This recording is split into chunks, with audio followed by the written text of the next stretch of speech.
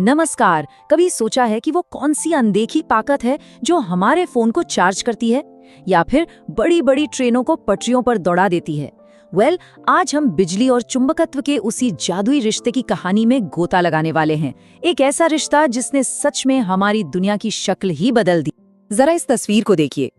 एक तरफ है 200 साल पहले का एक बहुत ही सिंपल सा एक्सपेरिमेंट जिसमें बस बिजली के तार से एक कंपास की सुई हिल गई थी, और दूसरी तरफ आज के जमाने के भीमकाय पार्टिकल एक्सेलरेटर के अंदर पार्टिकल्स का एक कॉम्प्लेक्स डांस। ये मानना थोड़ा मुश्किल है ना, लेकिन इन दोनों ही तस्वीरों के पीछे एक ही बुनियादी सिद्धांत काम कर रहा है। तो हमारा ये सफर 2 हिस्सों में बंटा होगा। पहले एक्ट में हम ये समझेंगे कि ये मैग्नेटिक फील्ड्स आखिर बनती कैसे हैं, और फिर दूसरे एक्ट में हम देखेंगे कि एक बार ये बन गई तो ये करती क्या है। तो चलिए शुरू करते हैं। तो आ गए हैं हम अपने पहले पड़ाव पर, इस शॉकिंग कनेक्शन। चलिए सीधे उसी लम्हे में चलते हैं जब पहली बार बिजली और मैग्नेटिज्म के बीच ये रिश्ता दुनिया के सामने आया। अच्छा, आगे बढ़ने से पहले इन फील्ड्स को दिखाने का एक खास तरीका होता है, उसे समझ लेते हैं। एक सीक्रेट कोड की तरह अगर कहीं डॉट दिखे तो समझिए कि मैग्नेटिक फील्ड एक तीर की नोक की तरह हमारी तरफ आ रही है, और अगर क्रॉस दिखे तो मतलब वो तीर हमसे दूर जा रहा है। अब एक छोटा सा जादू, अपना दाहिना हाथ इस्तेमाल कीजिए। अगर अंगूठा करंट की दिशा में है तो जो मुड़ी हुई उंगलियां हैं वो मैग्नेटिक फील्ड का रास्ता बताएंगी। बस यही है सिंपल सा right hand thumb rule. Okay, तो अब हम डायरेक्शन तो पता लगा सकते हैं, पर असली सवाल तो अब आता है, किसी भी तार के चारों ओर मैग्नेटिक फील्ड कितनी मजबूत है, इसका एकदम सटीक हिसाब कैसे लगाया जाए? मतलब इसका सोर्स कोड क्या है? ये बात तो पक्की है कि हर करंट एक मैग्नेटिक फील्ड बनाता है, पर सवाल वही है, कितनी मजबूत और किस पॉइंट पर? मतलब इसका एकदम सटीक कैलकुलेशन कैसे करें? और जवाब है बायो-सावर्ट लॉ। हाँ, माना कि ये देखने में थोड़ा डरावना लग सकता है, लेकिन इसे मैग्नेटिक फील्ड का मास्टर सोर्स कोड समझिए। तार सीधा हो, गोल हो या कैसा भी टेढ़ा मेढ़ा हो, ये एक अकेला नियम हमें किसी भी करंट के छोटे से हिस्से से बनने वाली फील्ड को कैलकुलेट करने की ताकत देता है। ये फंडामेंटल है। अब मजे की बात यह है कि हमें हर बार इस मास्टर कोड को पूरा चलाने की जरूरत नहीं है, खासकर जब हमारे पास तार की जानी पहचानी शेप्स हों, जैसे कि एक आर्क या एक पूरा सर्कल। इन केसेस के लिए हम उस बड़े से लॉ को सिंप्लीफाई करके प्रैक्टिकल एग्जाम शॉर्टकट्स बना सकते हैं। इनसे कैलकुलेशन बहुत बहुत आसान हो जाती है। और हमारे तर्कश में एक और जबरदस्त तीर है, एम्पियर का सर्किटल लॉ। इसे आप एक तरह का सिमेट्री शॉर्टकट कह सकते हैं। जहां भी सिचुएशन में अच्छी खासी सिमेट्री हो, जैसे कि एक बहुत लंबे सीधे तार के केस में, ये लॉ कैलकुलेशन को मतलब यकीन नहीं होगा इतना आसान बना देता है।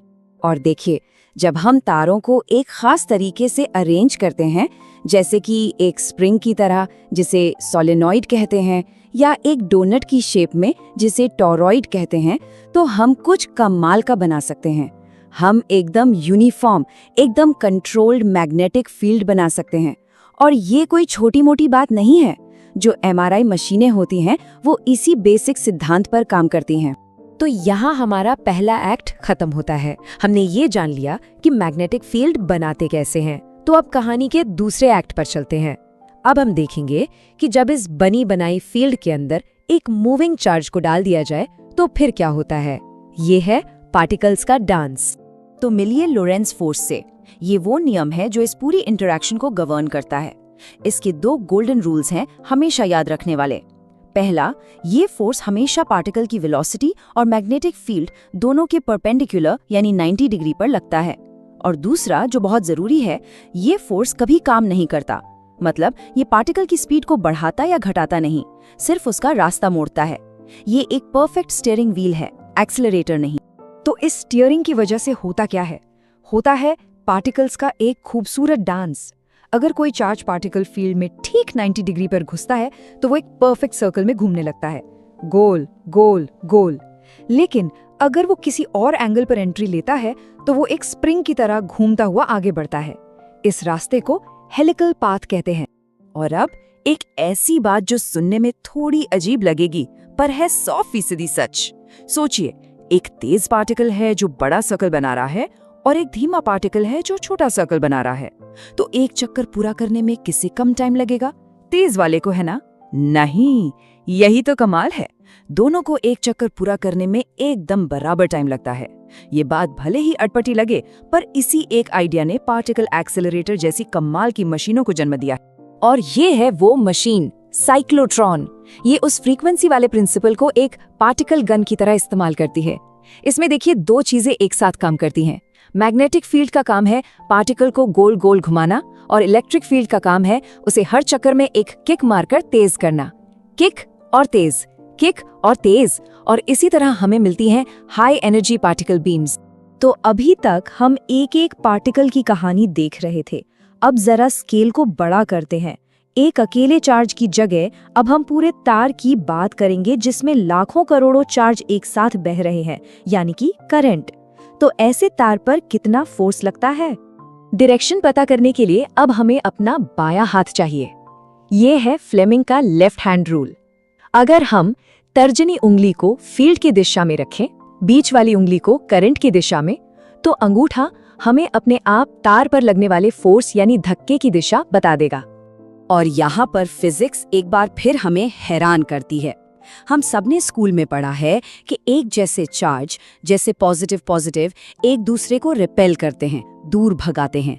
लेकिन जब बात करंट की आती है ना, तो कहानी पूरी पलट जाती है। अगर दो तारों में करंट एक ही दिशा में बह रहा है, तो वो एक दूसरे को अट्रैक्ट करते हैं, खींचते हैं।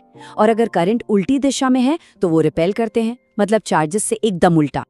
चलिए अब अपने दूसरे एक्ट के फाइनल चैप्टर पर चलते हैं। हमने फोर्स के बारे में जान लिया, अब देखते हैं कि इस फोर्स का इस्तेमाल करके हम चीजों को घुमा कैसे सकते हैं और कैसे इससे इंजीनियरिंग के कमाल किए जा सकते हैं। अगर हम एक करंट वाले लूप को मैग्नेटिक फील्ड में रख दें, तो उस पर एक घुमावदार फोर्स लगता है। इसी घुमाव को हम टॉर्क कहते हैं। कल्पना कीजिए कि लूप के दोनों सिरों को दो अनदेखे हाथ पकड़कर उल्टी दिशा में घुमा रहे हैं। और बस यही वो सिंपल सा आइडिया है जिसके दम पर दुनिया की हर इलेक्ट्रिक मोटर चलती है। पर ये जो घुमाव वाली ताकत है, ये सिर्फ मोटर चलाने के काम ही नहीं आती। ये सिर्फ थ्योरी नहीं है।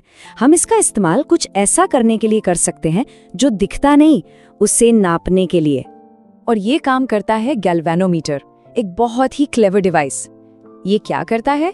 ये मैग्नेटिक टॉर्क यानी करंट से पैदा हुए घुमाव को एक स्प्रिंग के जवाबी घुमाव से बैलेंस करता है।